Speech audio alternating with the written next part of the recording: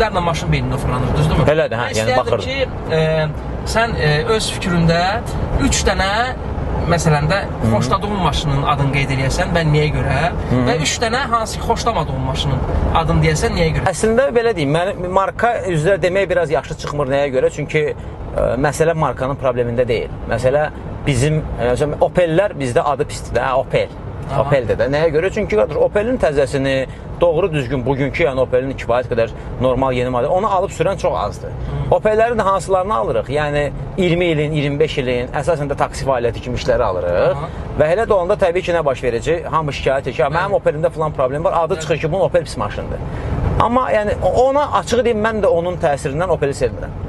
Yəni psixoloji olaraq yəni Opellər problemli. Hə, psixoloji olaraq düşünürəm ki, bu Opellər yəni həqiqətən də çoxsu problemdir. İkinci yenə markalara böldürmək istəyirəm. Yenə markalardan söhbət gedir.